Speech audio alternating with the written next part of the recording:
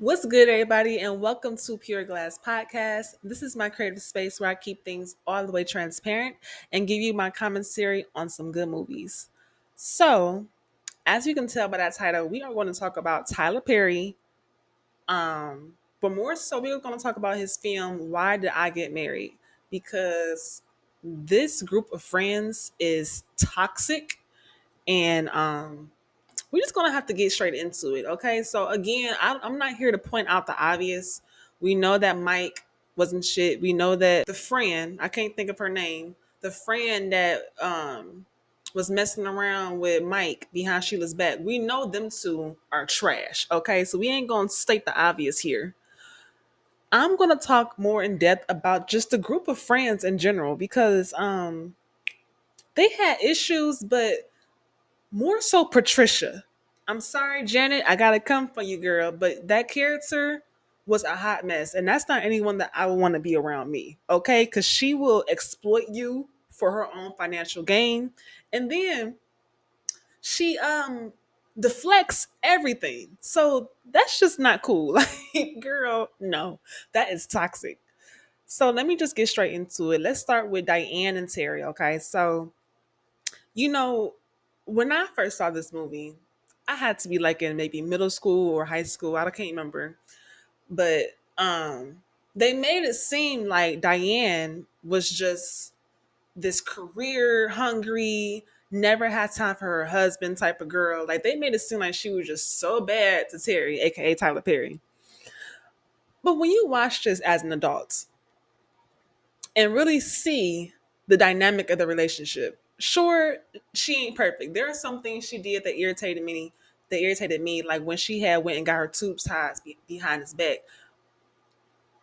I do feel like that's something you need to discuss with your partner before you go and get that done. But at the same time, like, can you blame her in that car? Like within the first 5 minutes of the movie, they getting into an argument because she's taking phone calls. Like, granted, we on vacation.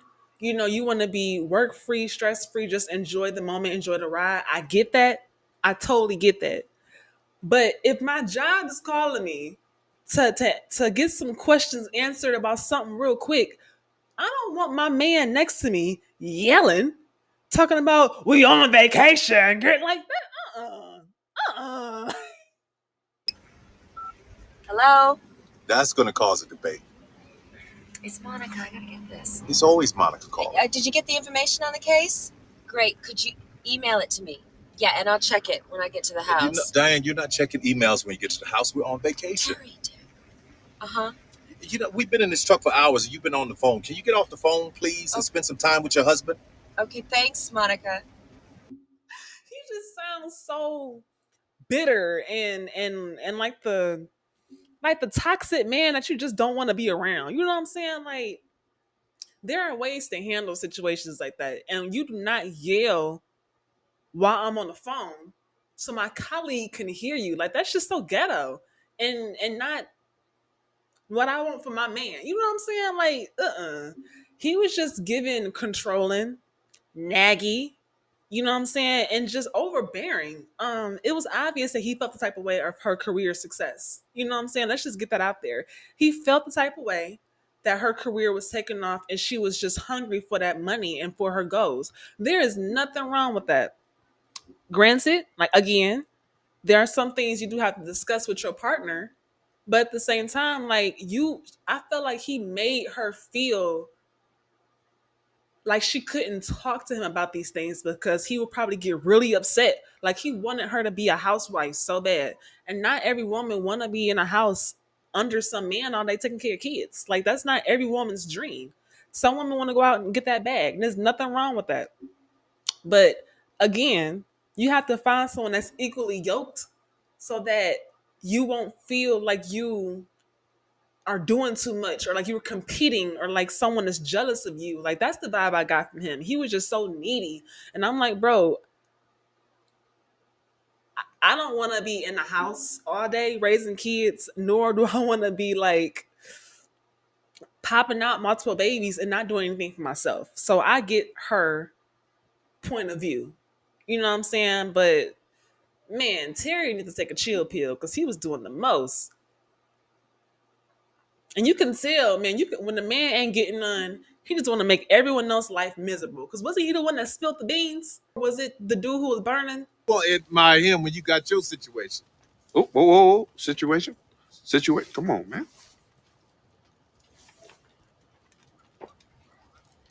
I got burned. By Angela? He was just talking. He was doing too much talking. You can tell he ain't getting none because he just doing too much.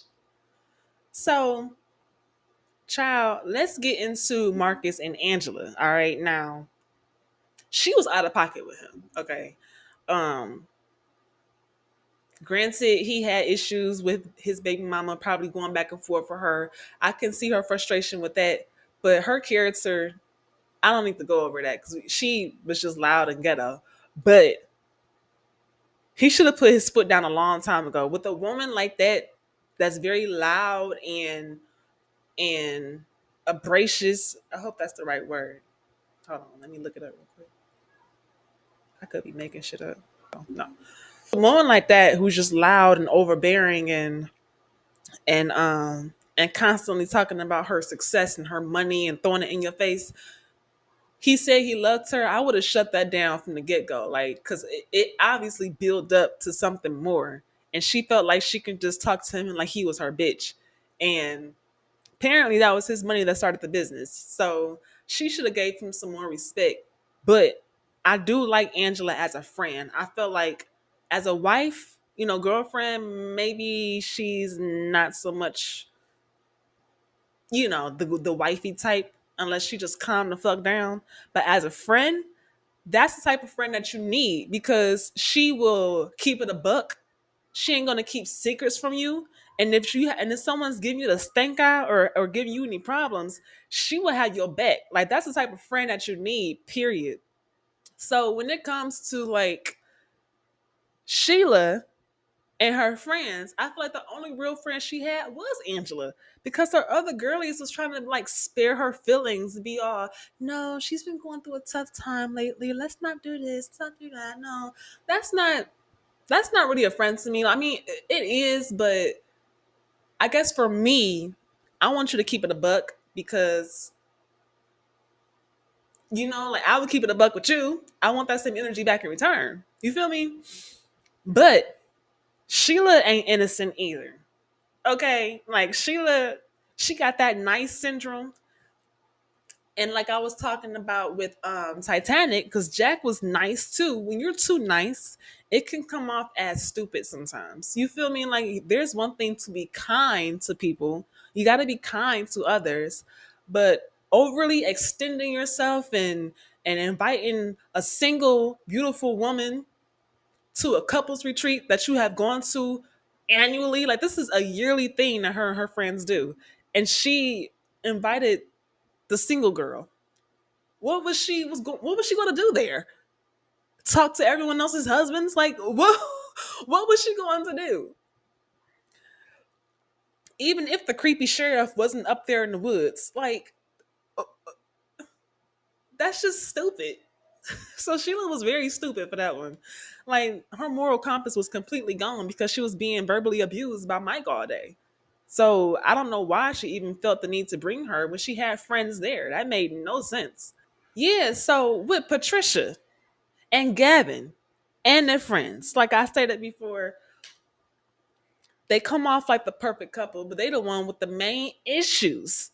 How I don't know if they really gave her consent, but I would not be comfortable letting this woman exploit my relationship issues to a class and then getting money off of it. Like you writing books, you holding seminars, you doing all this stuff based off my troubles in my relationship. And not even that.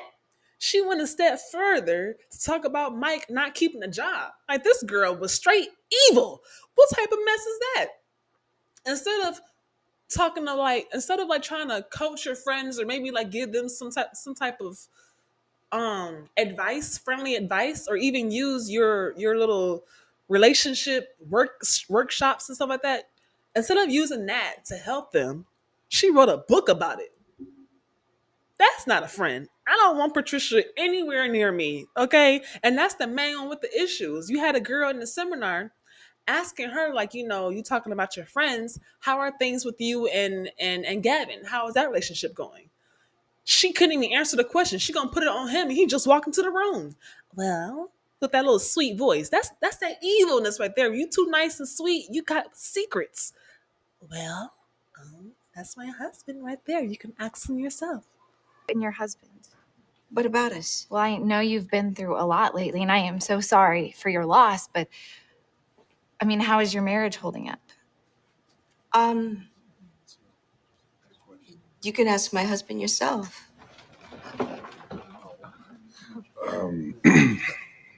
We're gonna be late for our flight. Put him on the spot like that. And you the one who didn't strap the baby in the car. So she was the one exposing everybody. They had deep issues and she just constantly deflecting everything to take the guilt off her conscience. Like, I don't like that.